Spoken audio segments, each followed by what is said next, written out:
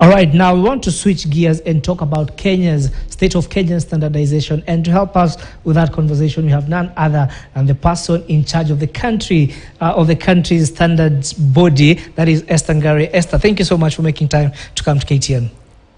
Thank you. All right, now Esther is the acting managing director for the Kenya Bureau of Standards, that is KEBS.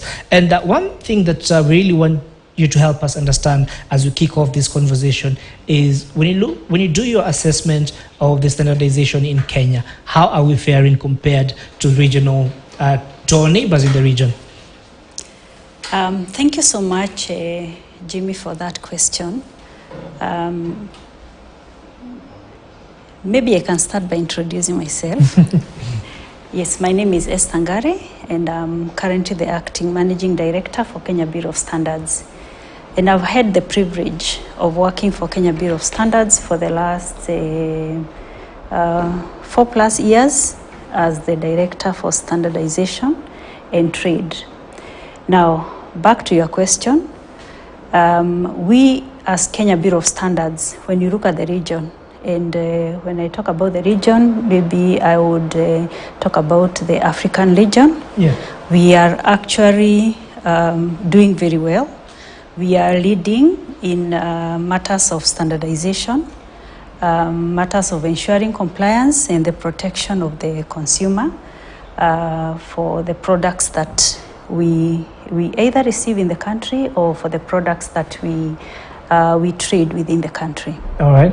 So, and I'm sure for a number of Kenyans, they might not understand exactly what is the purview of KEBS. So maybe if you could help us understand some of the items that you standardize and those ones that you do not.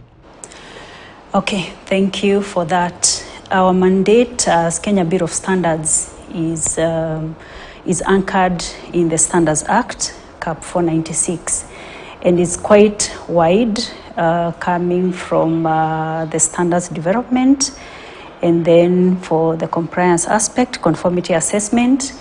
And when we talk about the products which we are involved, actually we are in charge of standardization of all the products within the country. We develop standards, and we ensure compliance to the same standards. Mm-hmm. And if we are to look at the wide range, we do standardization from all the various sectors of the economy, from food standards to electrical products to engineering products. So the entire range of products, we are in charge of the standardization. Yeah. So in the country, we are the ones who are who take care of all the standardization work for all the standards within the country. All right, because again, we have been trying to have this conversation around improving manufacturing in Kenya. And the question that then comes has always been the issue of the things that we manufacture locally not meeting the standards out there. So are we in harmony with the standards that are being used internationally? Thank you for that question. Actually, it's a very important question.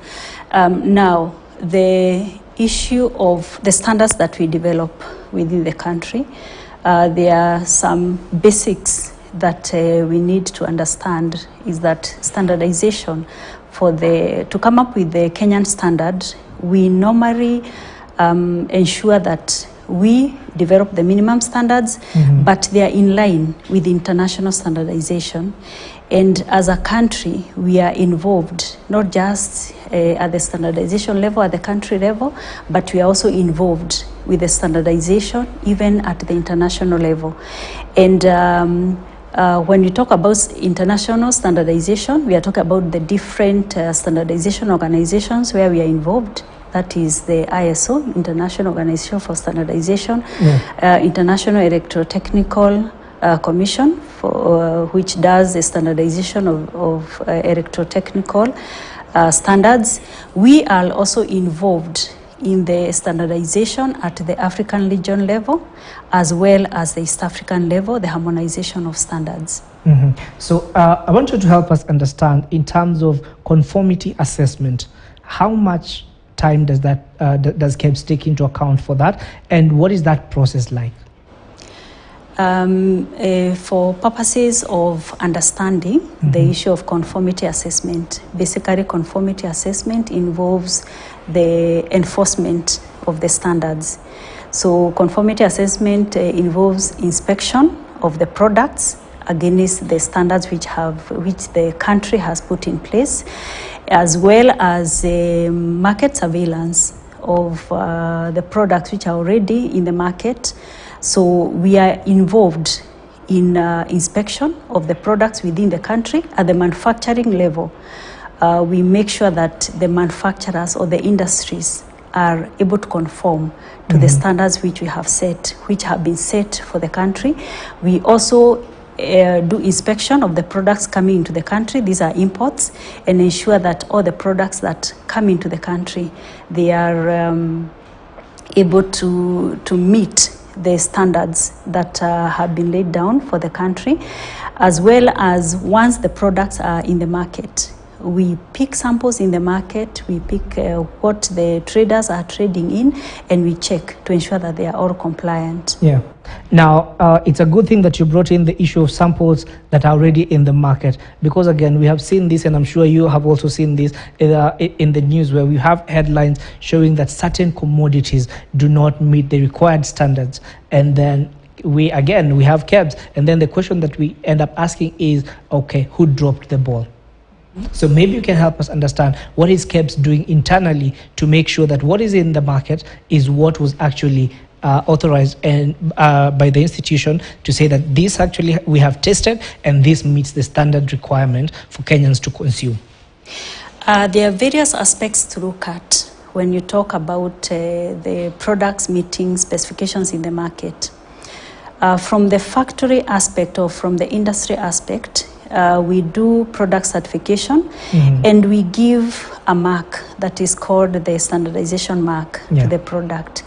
And with that mark, the expectation is that the industry itself will make sure that subsequent productions will be will meet the standard, the set requirements as of for the standard.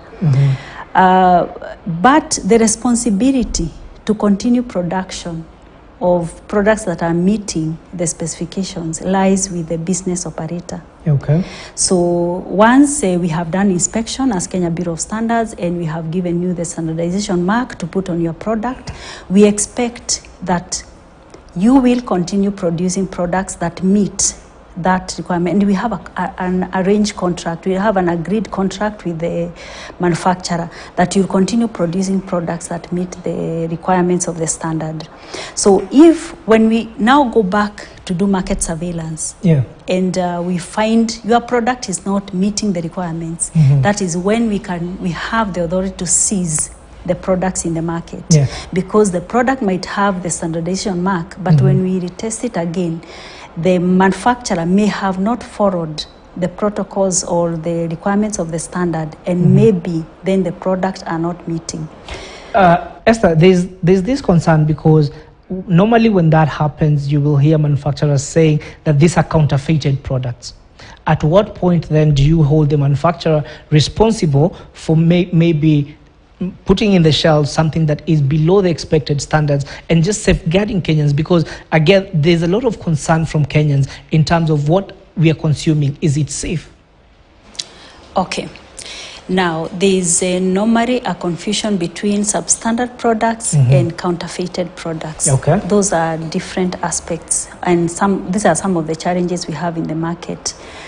Counterfeiting is a different aspect, and actually the authority that is in charge of counterfeited product is the Kenya Anti-Counterfeit, yes, authority. No, because the reason I'm bringing in that argument is because normally what we hear from manufacturers is they're going to say, this much as it looks like our product, it is not. Basically trying to shift that blame, saying we're not responsible for this which does not meet the standards. So that's why I want to understand really clearly, from where you sit at KEBS, what are some of the measures that you have put in place to ensure that whatever is being manufactured, whatever is being approved, is what Kenyans are going to consume? Okay, thank you for that question.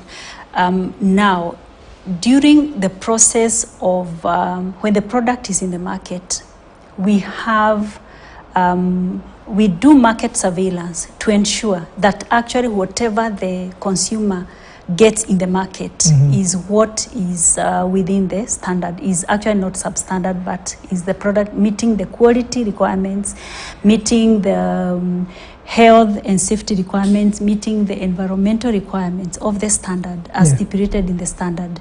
And that is where we do the market surveillance to ensure that we are consistently protecting the consumer.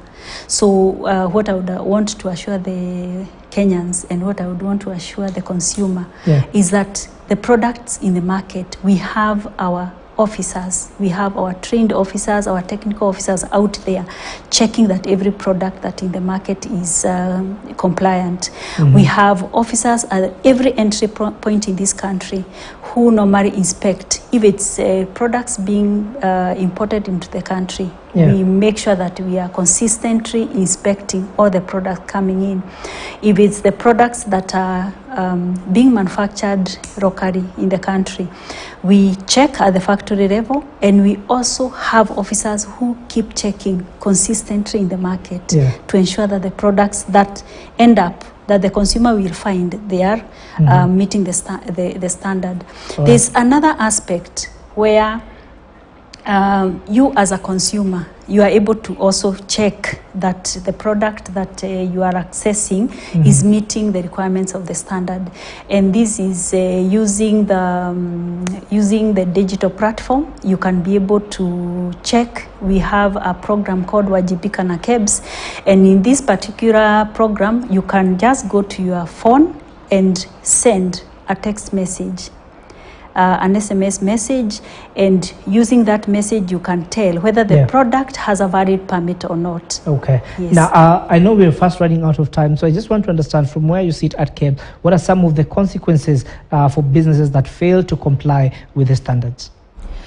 The consequences of any business failing to meet the standards is very well stipulated in the Standards Act.